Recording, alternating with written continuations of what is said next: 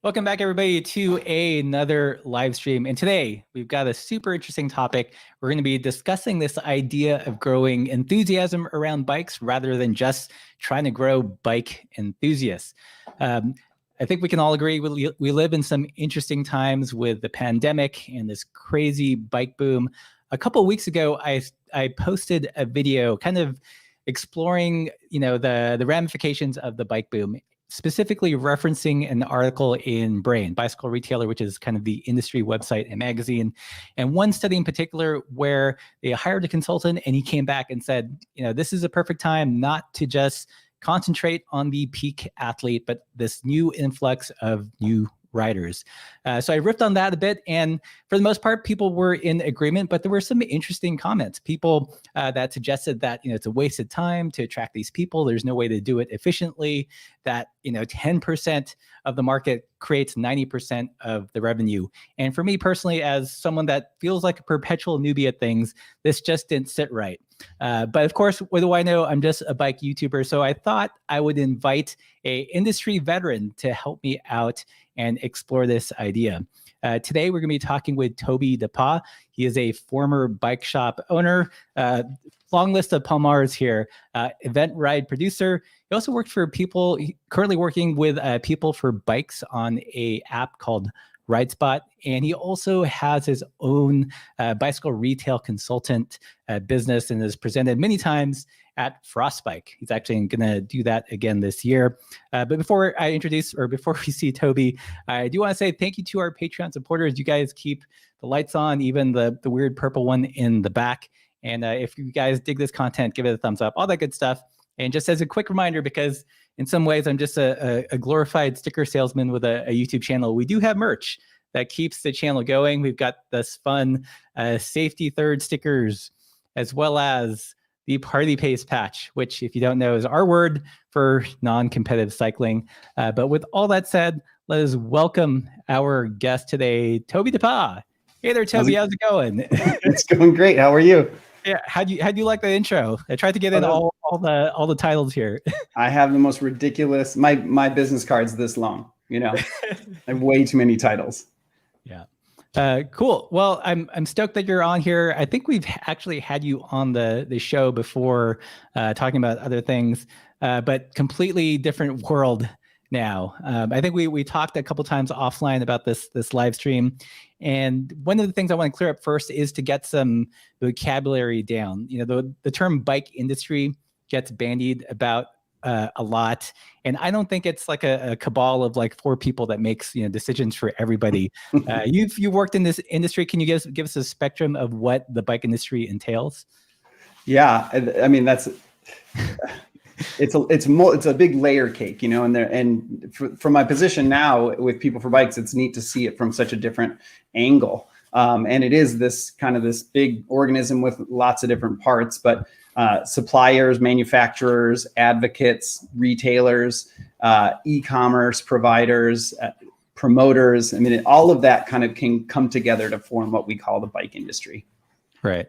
So there's not just like one person pulling the strings of everything. No, it's not nearly that organized. Okay, it's good to know. So the reason I wanted to talk with you specifically is I think when you had your shop, is really well known for being super community oriented and kind of fostering, I think the type of cyclists that our channel tries to reach, but this notion of building the stoke. And it seems with COVID, like there's a huge opportunity to do that now. Yeah, absolutely. We're just sitting on this wonderful, incredible opportunity to grow ridership, to, I think, improve the quality of life for thousands and thousands of people through riding. So I think, who's responsible for affecting that change? That's kind of what everybody's talking about now. Yeah, I've brought it up, and I've suggested that brands should take a little bit more of an active role in welcoming these new cyclists and just seeing them through whatever path. Some people have suggested it should be local bike advocates or bike shops.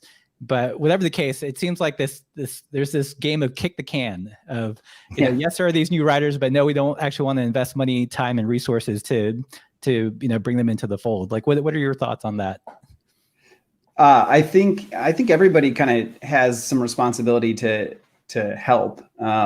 Suppliers definitely have resources that retailers do not. Retailers have feet on the ground. They're the closest point of contact to all these new riders, but they're super busy. I mean, they're just more busy than they've ever been, and it's hard to imagine adding more to the plate. But I think that they have some work to do in this as well. And I also think that riders themselves just passing, kind of like encouraging and working to inspire their friends and get their whatever brothers, sisters, neighbors, cousins to ride. I think it could be really powerful right now. It's not just the bike shop or not just the supplier. I think it's everybody working together. And People for Bikes is investing a lot of time and energy in kind of just encouraging all these different people to leverage whatever resources they have to keep people riding. We literally have a campaign called Keep Riding. And so you can look up People for Bikes, Keep Riding, and you'll see a lot of different resources through Ride Spot, making safe places to ride more easy to find on the Ride Spot. That's the whole point. But then also like having frequently asked questions, all sitting in one place where new riders can go and figure out those things that maybe they don't feel comfortable walking into the shop asking. So look up Keep Riding. That's a great pile of resources there. And I think, I'm seeing a lot of effort from suppliers supporting their retailers, and then retailers working their butts off to try to get people riding. Right. So you used to own a bike shop, and now you do some bike shop retail consultant work. Like, what are some kind of relatively easy things that bike shop can do to keep this new ridership engaged?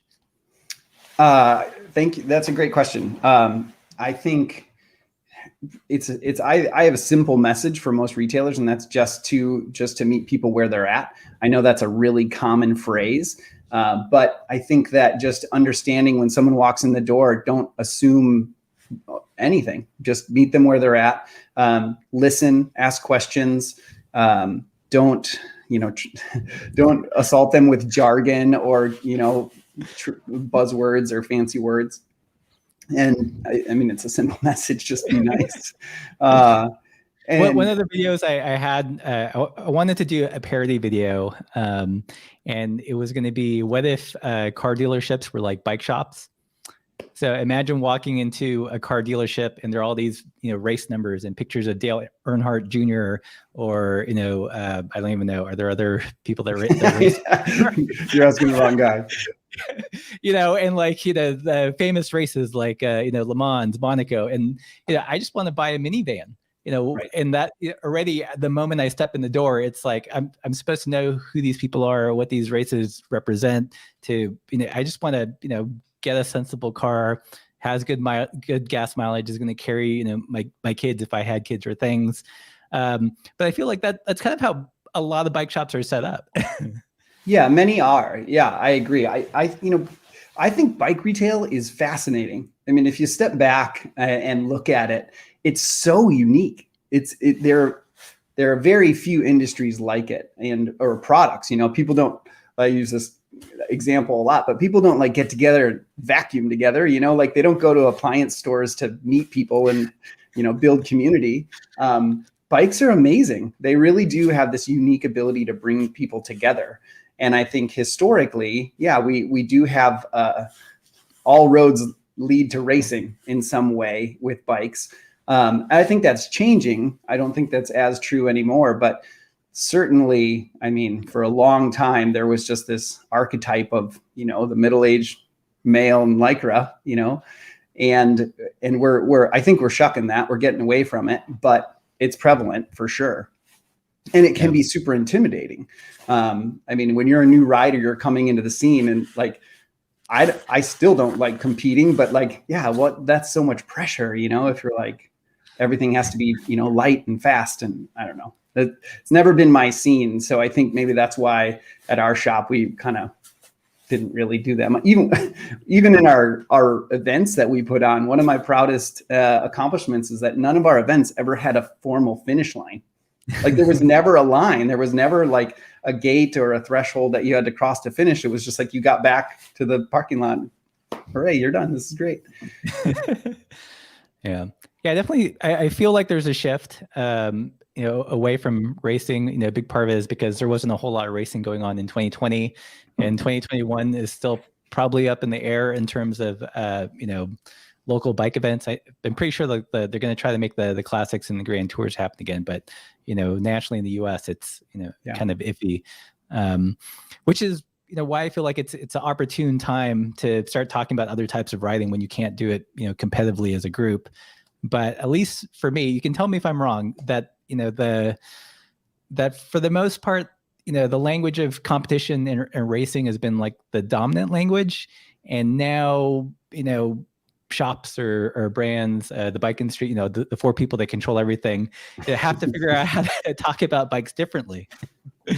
Yeah, I think that shift has been underway for some time. And there are a lot of different factors that have contributed to it, but I just find it so interesting and somewhat novel that like, here we are, that like gravel is this thing, this giant category that's booming.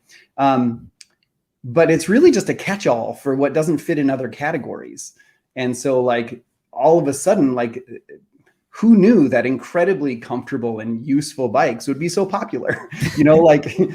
These like, these heavy bikes with racks and things, like, those are booming. Those are can't keep them on the shelves.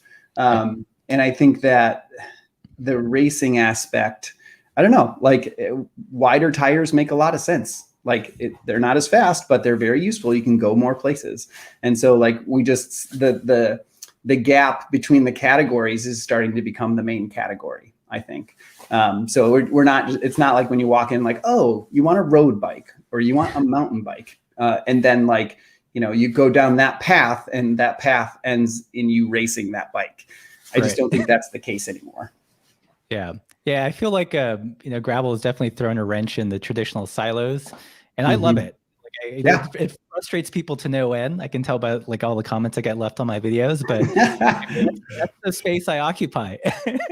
Yeah. And I don't understand why people have to shoehorn cyclists into these existing categories. Like, to what gain? Well, what do we gain by doing that?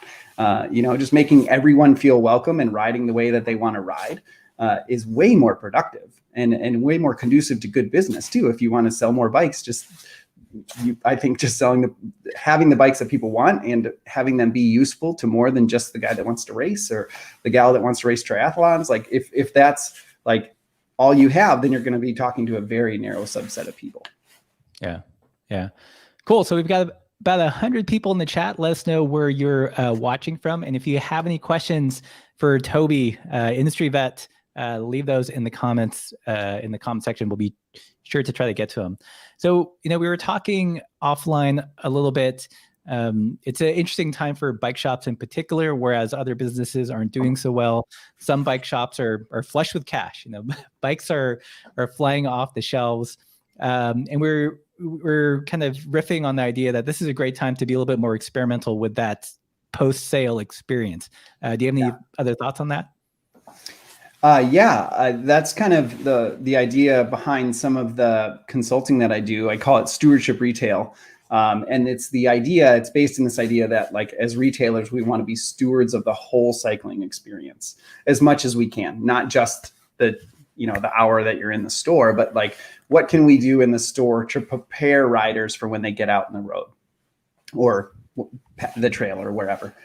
So like, what can we do as retailers to make them feel confident and comfortable so that they don't feel like we're just throwing them out into the wild? And like for example, routes, it used to be, pretty difficult to communicate like where someone should go ride. But with RideSpot, we've made it really simple to just hand somebody a ride card with a route on it. They can scan it with their phone, immediately navigate. That's such a simple thing to do. But if you're not a new rider or you've been riding for a long time, like you don't really think about like, where am I going to ride? But like, that's a big issue. In fact, like People for Bikes did a massive research study, and far and away the biggest barrier to new riders was finding safe routes. Mm-hmm. The good news is bike shops can answer that question without much effort at all. I mean, it's in their heads. So like, see, that's a great example. It's in their heads. They don't like actuate it into something they can give to a customer when they're at the store. Back when travel was a thing, we'd always stop at every single small bike shop we could. And just as like a test, I'd be like, so where's a good place to ride? And like, yeah. Then they'd name some things. It's like, do you have it on like Ride with GPS or a map? And I would say maybe 2% of all bike shops I went to had some kind of, cue sheet or map or GPS or account that I could get into a Garmin or something. So I could ride in their area. But for the most part, they just missed that step completely. Yeah. Yeah. And I think that's just an integral part of the conversation. Like, oh, great. You narrowed in on this bike. That's cool. Great choice. My favorite place to ride a bike like this is here. And here's a ride card. Or if you open up RideSpot, it's on our profile. You can see that route and navigate whenever you want. I just think that's such an easy way to send somebody off to have a great experience, and not just see ya, bye, thanks. I think one of the other things that you mentioned in previous conversations is the idea of hiring a staff member or tapping someone from the local community to be kind of the organizer for a shop. Can you expand on that a little bit? Yeah, absolutely. An example or a phrase that I use a lot in my seminars is, bike shop people, for the most part, are running bike shops and owning bike shops because they love bikes. And that doesn't necessarily mean they like people. Like they might not be people at all. And so like, they're just doing this because they love bikes. So if that's the case and they are like, maybe not really the best person to be out front, hire a nice person. That's a simple thing. And if like, I'll tell you, some of my best hires were people that I just thought were super kind people, really nice people that were coming in from time and again. And would you ever want to work here? And just fantastic hires. And they didn't know anything about bikes when they came into work. And that's my story too. I was hired to run the bike shop and I had never worked a day in a bike shop in my life. So I think that's a great way to start. I think just start. And because what happens there is there's no assumptions, there's no like, I don't know, pomp, or there's no like front, I think people just, they're willing to say, I don't know the answer. And let's find out. I think that's a very warm and welcoming habit. Yeah. It seems to make sense to me that, if there are a ton of new people that aren't familiar with, cycling lore, legacy, vernacular, it would make sense to have, frontline salesmen that can at least like empathize or still remember when they were a complete noob, to interact with this, potentially, with this new cycling public.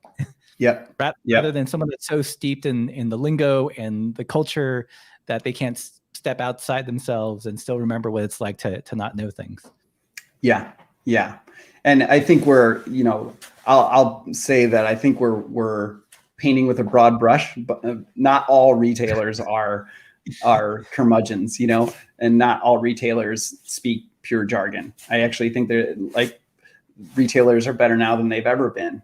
But I still think like this opportunity with the bike boom is huge. And the way I like to think about it is if all the bike shops treated people coming in the door with that kind of patience and empathy, and got them what they needed to take the next step in cycling, and connected them to other riders and started to plug them into the community, then the boom, it's not just going to be like this one big boom and overdone.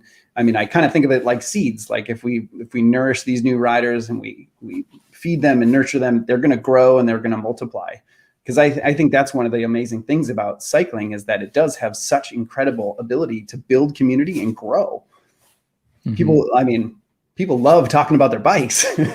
I mean, we know it's like contagious. And it's so unique. Again, back to how bicycle retail is such a unique thing. What's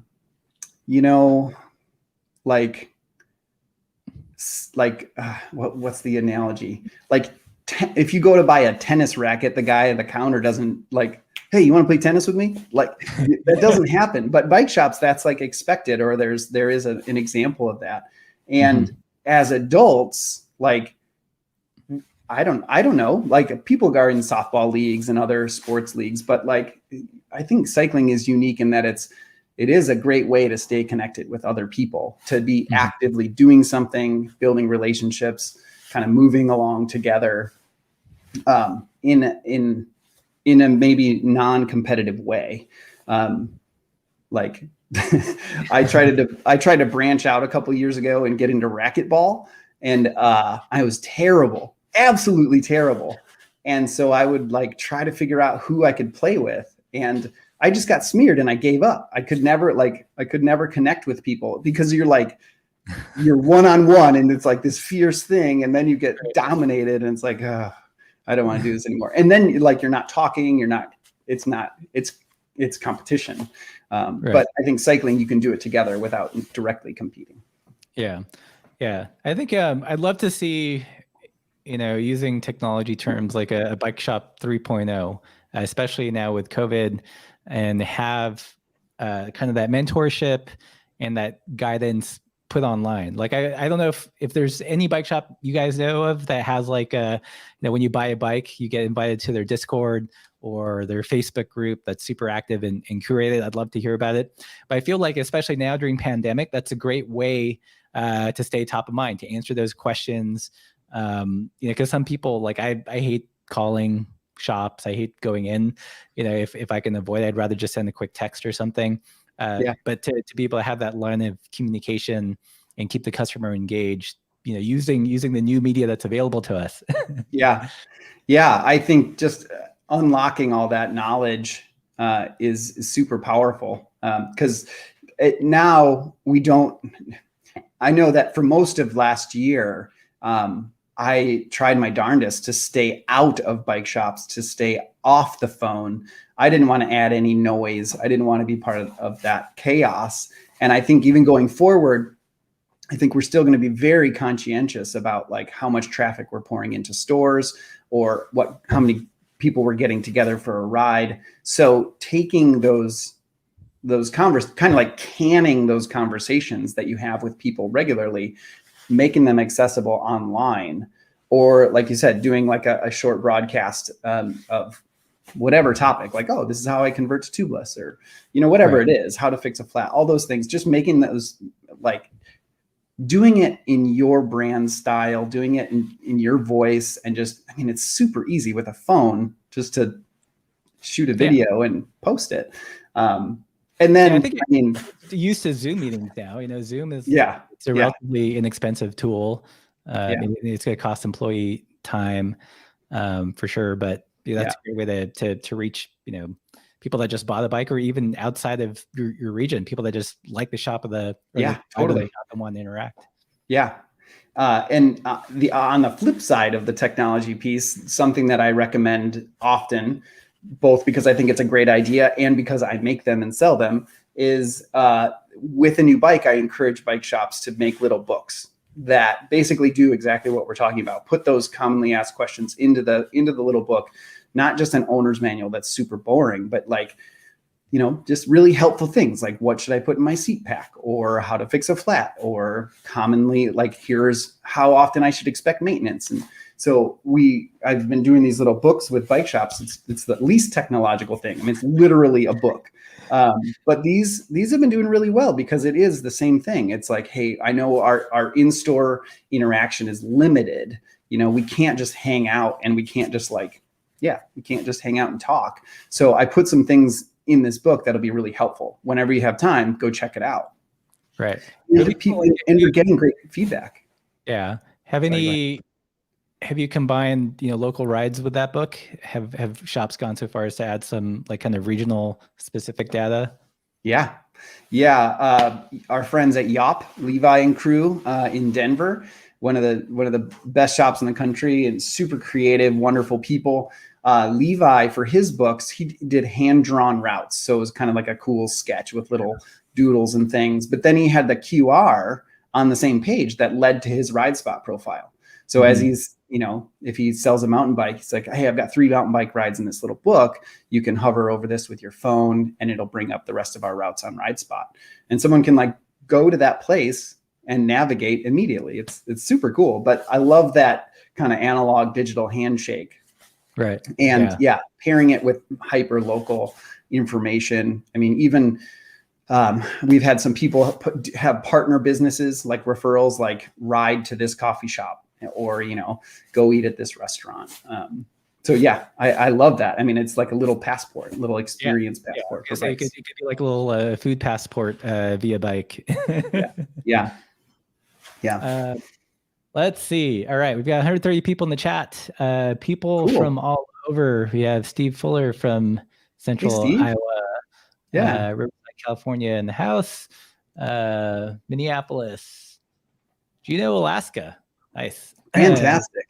Austin, Texas. I think I saw someone, Brian from Plano, Texas. Nice to see him again. Andy from Velo Studio. Hey. Raleigh, North Carolina. Sweet. Lots of familiar names. Here's someone that's locally, at least to your state. Yeah. Nice. Cool. Well, if you guys have questions for Tobie while we have him here, definitely leave those in the comments. So I'm going to repeat a comment that I often get whenever I make the sentiment that, it should be worthwhile to reach out to new cyclists. And the comment that people leave is that it's not worth the time and resources when your enthusiast market makes up, 90% of the revenue for the industry. I mean, is that true? Is it just an old way of thinking? Because to me, like whenever I hear that, this is what I imagine. I imagine being in a town of 1,000 people, having a business and having 10 super loyal customers and only catering to those 10 and never trying to expand to the other, 990 people in the town. Yes, you can survive off of those 10, but wouldn't it be cool if you got 12 or even 100? Yeah, I think, whether it's true or not true, I think there are numbers that could probably prove, this small percentage, spends 80% of the dollars or whatever. But the way that I think about it is you don't know which 10% that is. So if you if there's 100 people, you treat 100 people with kindness and dignity, you have much better chances that those people are going to come back and do business with you again. And, turning up your nose at someone that, has their phone on their handlebars, for example, that's something that we hear about a lot at Ride Spot. Like bike shops are like, oh, you shouldn't put your phone on your handlebars. And why not? We use our phone for everything else. It's simple. It's right there. So if a new rider is coming into the scene and they're like, hey, I'm looking for a way to put my phone on the handlebars. And the bike shop person's like, oh, you should buy a Garmin. That person right then is like, cool, see ya. I'm going to go somewhere else. And they don't have an opportunity to sell anything else after that. It's like an open and shut. The logic stops right there. And so treat everybody like, oh yeah, here's a solution for that. That's great. And then maybe that person later would want to buy a Garmin, but you'll never have a chance to sell the next thing if you don't take care of the person right now. So all that's to say, I don't think that we should decide or limit in any way. And that if we just think about a long-term relationship with people, then, I'm happy for every sale that I get. And I don't know why we would turn away people if they don't fit our niche or something like that. And Right. I just like the idea of having long-term relationships with customers. I think that's great. And yeah, I don't know. I wouldn't want to limit it just to the enthusiasts. Right. Yeah, we talked about this in our pre-call to this live stream, but I've become recently a fan of Donald Miller, who's a marketing guy. Martina from Swift Industries actually turned me on to his podcast, but I bought a couple of his audiobooks recently, and as I've been building out the studio, I've been listening to them. But he's got this great metaphor of this notion of like as a brand or as a business, do you want to be a hero or a guide? And heroes are flawed, they're conflicted, they don't usually turn around till the last minute. And his idea is that you want to make your customer the hero, and you act as a guide. So you're the Yoda to the customer is Luke Skywalker, and really bringing them through the process, which I thought was kind of eye-opening, because for me, I feel like oftentimes brands focus too much on maybe pro athletes as the hero, but there's never like this kind of trying to shepherd people into the activity. Notice I didn't say sport, into the activity of cycling. Yeah, I love that approach. I like Donald Miller a lot too, and there's a lot of influence in that, and what I share through Stewardship Retail too is like I think we have I'm not saying anything. I'm trying to say something that's not coming out. If we can just be humble caretakers or stewards, as opposed to like, the guy leading the charge, I just think we'll be able to build community better and maintain those relationships over more time. Yeah. Let's see here. Going to the YouTube comments. If you guys have questions, let me know. Okay, we've got here from someone from John from Tokyo. Welcome. Cool. Let's see. So Juan makes a suggestion: have a monthly subscription to the bike shop so we can have questions. Also, they can guide us virtually through certain repairs for an additional fee. And I think this is a totally underutilized tool. Like, I mean, I get it where bike shops don't want to give free advice because it eats up their time doing service and repairs, but then charge for it. Like the Mac, like the Genius Bar at the Apple Store. Yeah. Yeah, I think that's great. And having it be a regular scheduled time where people can chime in makes it great, because then people aren't scrambling to adjust their calendars. It's always going to be, say, Thursday nights. And, forever you've heard of shops doing like, oh, the first Saturday of the month, we do a flat fix clinic at 9 a.m. Same thing, but have a virtual experience where someone, wherever they are, could come in and ask questions or see a tutorial. And that historically, I think, has been seen as extracurricular. That's above and beyond. But I think more and more, people will be hired in to do these kind of things. It's not going to be like, hey, stop working on that bike mechanic and go film a YouTube a video. Like, no, I think we should find someone that's ideal for that position, and that's their job. And it's a different skill set. Yeah. Yeah. And same with like the community organizer. I think that kind of role has always been extracurricular. Or maybe if the manager is a social, like natural congregator, then that will happen. But if not, someone should be hired brought in to facilitate that for the shop. Yeah. I agree. I mean, my experience with YouTube is that, you can have the potential to have a global reach, and for a bike shop, it might not translate to a sale of a bike on the floor, but if the person travels, he's going to stop by, or maybe they might buy some small shippable merch. Yeah. But just to think outside of just your county line in terms of your potential customers, and who you can help. Like one of the fun services I offer is this thing called the Bike Whisperer, because I'm such a geometry nerd, and I get a lot of people that that book that session to figure out which bike is right for them because they're too afraid to ask their local bike shop because they've gone in there and the person's really hurried or rushed or kind of poo-poos the bike that they're looking at. But I treat each bike whisperer session. I'm like, okay, whatever what do you want first, and then we'll kind of we'll work retroactively and try to find you a bike, but not like assuming this we're gonna jam this bike into your person. Yeah, that's great. I didn't know you did that. That's really neat.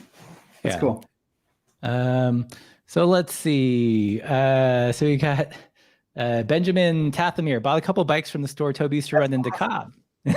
Nice. That's super cool. How's it going? Yeah. Let's see.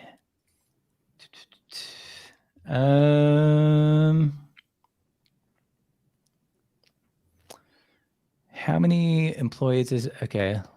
It's interesting. How many employees does a shop need to hire to sell bikes? Doesn't have to be this. Yeah. Well, it depends on, I guess, the volume, right? There's a lot of variables there. Yeah, for sure. So, I mean, I feel like, everyone wrote off 2020. 2021 is still kind of up in the air. We talked a little bit before, Laura brought up this article she read in the tourism industry, where this umbrella group that represents all the hoteliers in the U.S. and their sentiment was that they would not be getting the same room nights or cost per room night or the same volume until 2024, maybe 2025. And I feel like in some ways the hotel industry is a good analog to cycling, just because a lot of people travel to events to ride bikes, and it shows a general comfort in just travel and interaction. Do you think the industry, again, the 4 people that run it are a little too optimistic in thinking that 2021 is going to be back to normal by the end of the year? Oh, I don't think it'll be back to normal. I think 2020 was a rapid evolution, I think, in the bike industry, and a lot of things are just not going to go back to the way they were. We saw some just incredible numbers in categories that you never thought would boom are booming, and other categories are dwindling. But no, I don't think 2021. I hope we don't go back to normal. I think we have a lot of good things can come from this.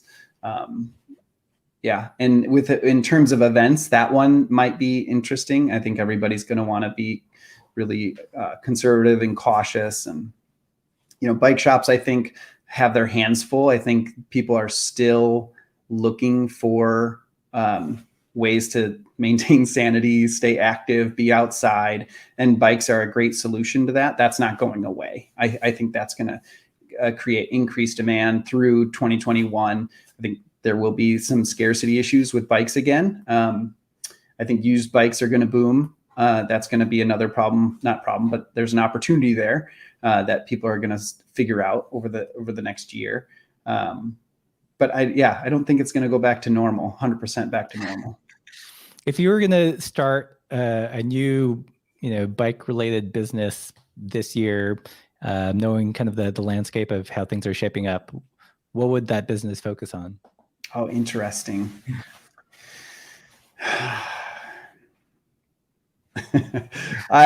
People. I mean, I really, I think, and this sounds so obvious, but I think the reason that I think bicycles are fascinating because they're a vehicle for something bigger and greater. I think they bring people together like very few things do. So I say bikes are a vehicle for community. I think that bike shops having that kind of like community sense, like I've tried to imagine what like a bicycle co-working space would be like, where there's multiple reasons to come to this space, not just buy a bike or buy a bike part. There's lots of places that do coffee and bikes or food and bikes. And I think those places are really smart. But like, I like the idea of doing like a community center.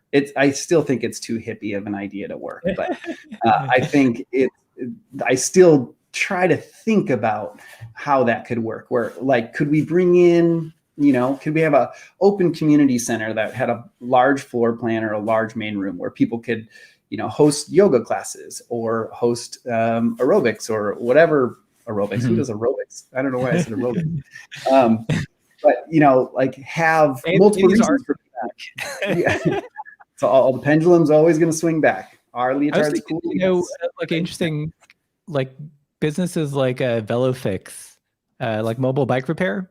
Yeah. If I was like a much better mechanic than I am, I'd kind of half consider that as like a side hustle because bike shops are going to be overloaded. Probably selling bikes isn't going to be too viable with supply chain issues, but servicing the glut of bikes that got sold last year, helping people upgrade, kind of more service oriented business would probably be in relatively high demand, I'd imagine. Yeah, definitely. Yeah, but I would probably wait till 2022 to open that business. Let's see. So TB here asks, what is your favorite bike, Tobie? Oh gosh. I don't think I can answer the question just because I would say one and I'd look at the other and I'd say, no, that one's better. But I would say based on the pure amount of time that I spend on it, I would say probably my Surly Straggler. It's just the most utilitarian, do everything, go everywhere slowly bike. And so I use that the most. But yeah, I I also love my mountain bike. I don't know. I don't know if I can pick one. It's terrible. Yeah. So Kyle here asked thoughts on e-bikes, where are e-bikes going to fit in with the bike boom? Oh, they are exploding, and for good reason. I think that they are a solution to a much wider audience than previously expected. I think they're a boon. They're wonderful. I think there are some hurdles that both on the advocacy side that I think People for Bikes is doing incredible work in this space to increase access, increase familiarity, and just lower barriers for people that own them where they can go ride and everything. But then I just think there's some leftover friction from the past about maintenance, and I think mechanics. More and more people are getting certified and understand the technology, so I think they're just becoming more and more common. And I just think they're fantastic. I think they're a solution. Yeah. It makes sense to me that a lot of the truly new cyclists that are coming to cycling from COVID would be interested in e-bikes and not have, I guess, the emotional baggage that e-bikes are cheating somehow or any of that nonsense.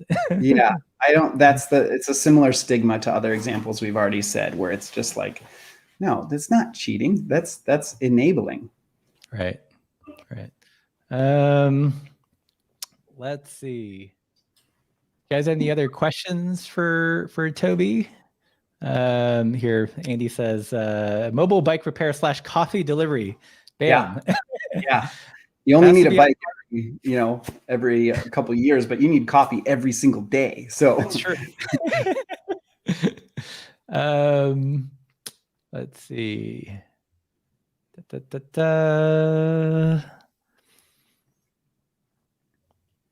I like the Power Ranger neon comment from Mr. Clay Photo. I think more functional clothing is a great idea. For the office dress code or functional clothes, they're dark blue, black, and otherwise invisible on roads. Yeah, there is that conundrum. I mean, I don't know, I'd say about 90% of the people that I know that work for an organization are working from home. So yeah, the commuting thing is I don't know. Fewer people are commuting. Yeah, their commute is from their bedroom where they put on some sweatpants to the desk and down. Yeah. Let's see. Any other questions for Tobie here? Trying to scroll through. We've got 145 people in here. If you guys are digging this conversation, don't forget to give it a thumbs up. Helps out the channel. You know, we're so close to lighting our neon sign, which I hope we get to do soon. Yeah. Thank you all for coming. This is fantastic. Yeah. Are there any bike shops that you think have pivoted well during COVID and are doing interesting things? Oh man, so many. It's been so cool. I mean, I've just seen amazing creativity and tenacity over the last year. It's been pretty inspiring.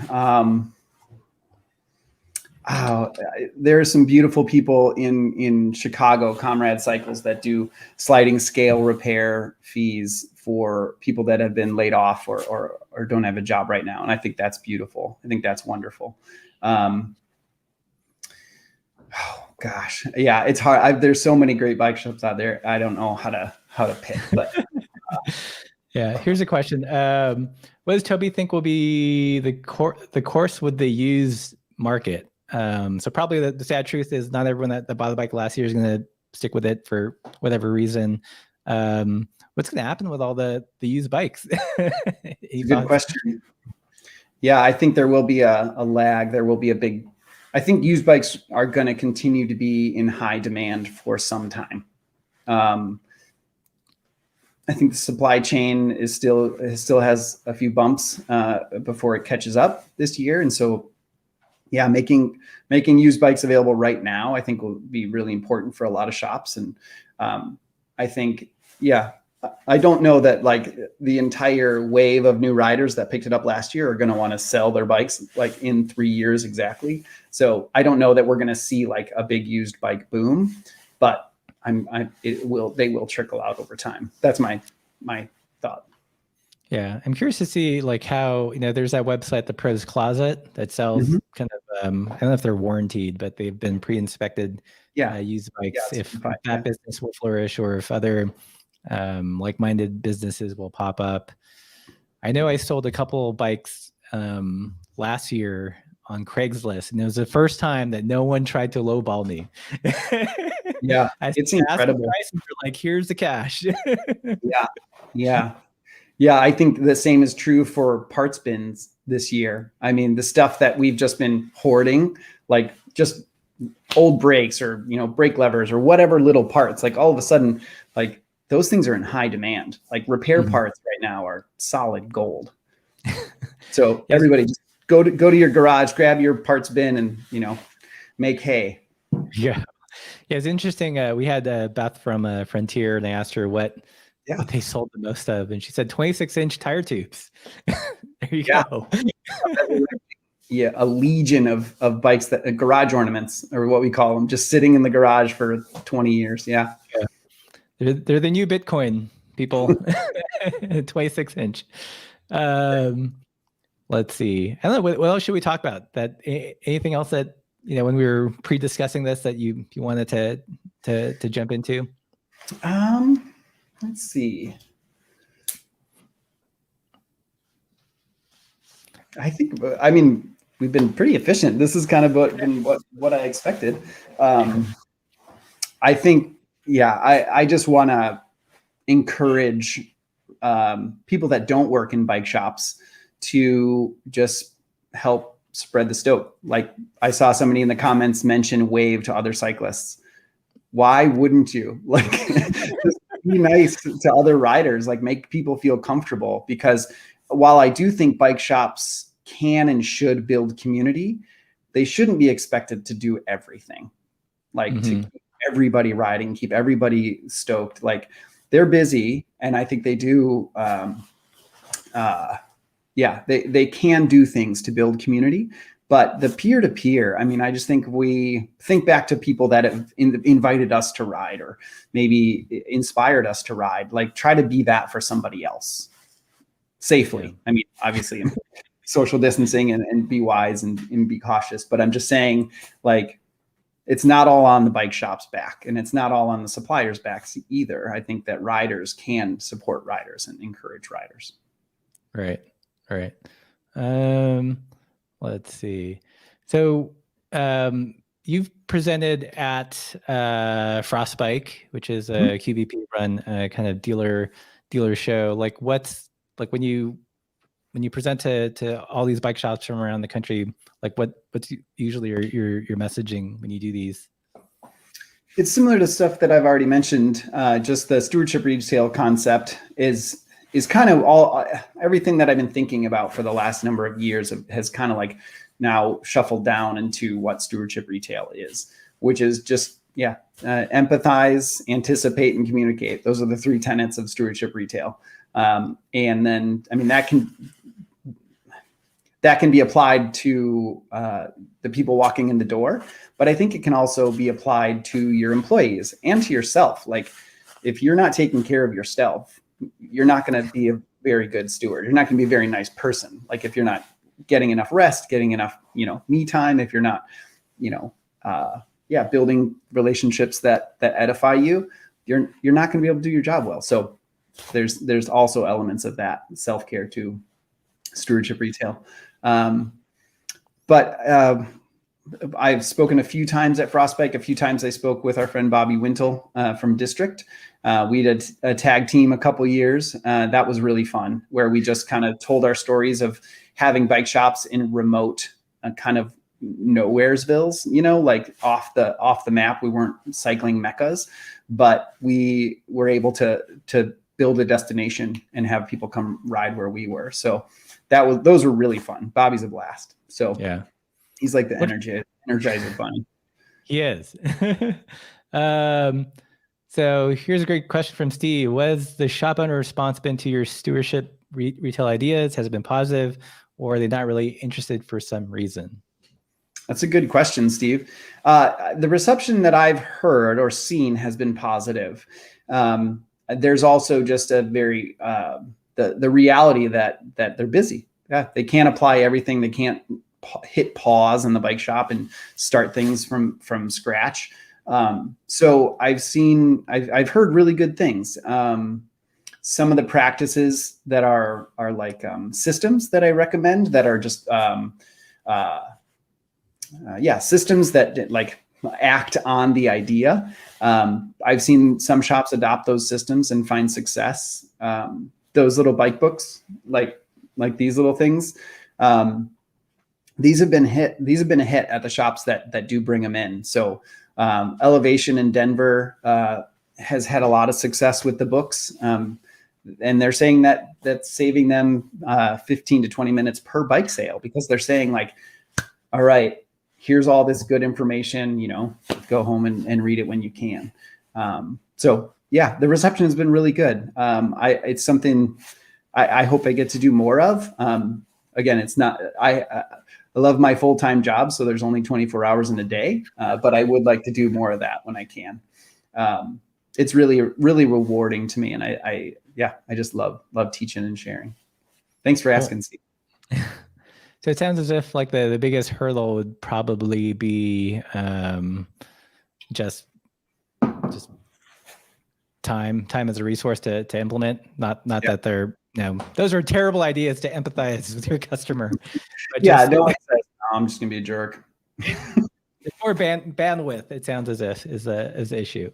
Yeah, and historically, you might say bandwidth, or I don't have the resources, or I don't have the extra cash to spend on this tool or these books or whatever. And I think now bike shops uniquely have an opportunity to just say, okay, in an ideal world, what would I put into place that my future me would appreciate in 6 months or 8 months or a year, and do it now. Like, don't waste time. Now's the time to make change. Yeah. And I think like a lot of the small like virtual interactions that we talked about, they're either free or very inexpensive. So you're definitely spending time, but it seems as if if I ran a bike, again, if I were a hypothetical bike shop owner and we had the 2020 boom and was flush with cash and had the opportunity to experiment rather than just feeling like I'm catching up, this would be the time to try new things, Yeah, absolutely. And And another example, of no cost but time is a lot of conversations I have with RideSpot, where it's like, hey, shops, you've got 10 routes. I know you do. They're in your head. Just, send me your GPXs and I will draw your routes for you. Just get them in there so that, come springtime, you have all those routes ready and waiting to share. Like that's a perfect example where it doesn't cost anything. It's just a matter of time, just sending me an email or even getting in there and drawing them yourself. Once you do it, it's done. It's there. You can use that resource going forward. Right. So I'm going to assume that not everyone knows what RideSpot is. Can you just fill people in really quickly that might not be aware? Yeah. So RideSpot is we call it a story forward route sharing app. So it was designed to be a non-competitive, welcoming kind of community platform, or that basically gave shops a platform where they could easily share the best rides in their area and riders to find them. And riders can track rides, they can share rides. I mean, it works like other route sharing and tracking platforms in that way, but it's just designed to be really simple, straightforward, not intimidating. We say community over competition is one of the slogans that we use. So it's available on Android and iOS. It's free for riders. It's free for retailers as well to be affiliates. Anyone like a business or club or organization can sign up as an affiliate, and that basically puts the routes a little higher so that those routes are promoted.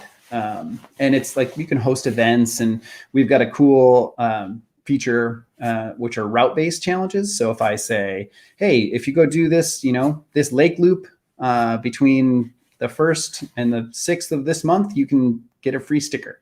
And so someone that can ride that, as soon as they ride it, they get a notification that says, congratulations, you finished the lake loop, visit the bike shop and pick up that sticker. So that's one of the cool features. And then later this spring, we've got a couple more challenge types coming out, which I'm super excited about, where shops can host mileage or frequency challenges. It's super exciting. So bike shop can say anybody that rides their bike 6 times this week can get, I don't know, a high five. Well, yeah, that's nuts. Yeah, I feel like that should, that should be huge this year. This notion of some kind of virtual challenge. I know that that a lot of events are trying to come up with some proxy virtual experience. Yep. And maybe tapping into something that's really pre-built. It would save a ton of time. And I think it makes sense. Like for me, I don't see some events will happen, but not to the same scale. And still being top of mind to all these potential riders down the road by offering them some kind of virtual challenges seems intelligent. We never knew that we would be building such a great pandemic riding tool. It was like, oh wait, this is actually perfect for right now. This is really helpful. So the challenge features are, I'd say May. You could see the rest of those challenge features, but the route-based challenges are available now. So shops that do want to put out like one challenge a month, and just you can either give away a sticker or a discount or a bottle or nothing if you don't want to give away anything. You can do that now. The challenges are kind of upgraded features. So another facet of RideSpot is it's a fundraising platform for People for Bikes' greater mission in America to just make cycling more accessible to everyone. Mm-hmm. So individual riders can support People for Bikes through RideSpot, and then bike shops and other organizations can be supporting members as well. Right. So we got a question here from Chris. Looking for ambassadors. So is there, as just a rider, is there ways for people to post routes and have them highlighted? Yes. Actually, there is an application on our Keep Riding page. If you go to pfbkeepriding. I think it's .org, might be .com. Peopleforbikes.org, pfbriding.com. I can't keep them straight. Anyway, there is an application where you can click and you can submit an application to become an ambassador. But yeah, RideSpot has ambassadors all over the world, actually. And we love sharing stories from our ambassadors. So please do. Yeah. Cool. Well, it looks like we're at the top of the hour. If you guys have any super last minute questions, leave those really quickly in the comments below. Otherwise, I will wind us down. So Tobie, anything else like that we didn't cover that you want to expound on? Not really. I just want to. I thank you so much for having me on. It's been a great conversation. This is a topic that I'm passionate about. I'm super excited to see what this year will hold for riders and retailers alike. And if anybody has any other questions, you can reach out. StewardshipRetail.com or MordecaiBooks.com is another URL for me. So, and I would encourage everybody to join RideSpot. Download the app. Cool. I will put those links after this live stream wraps up. So really quickly, everyone, there are 136 of you still in there. If you like this content, give it a thumbs up. And if you want to see more of it, I hate to be such a sticker salesman, but this is how we pay the bills. We've got tons of patches and stickers still, kind of low on pins. So if you want your party pace pin, you should act soon. But we've got some fun new merch coming down the road. So with all that, thank you so much, Tobie, for being on the live stream. My absolute pleasure. Thank you so much, Russ. Yeah. All right, everybody. Good night. And as always, keep the supple side down. Bye.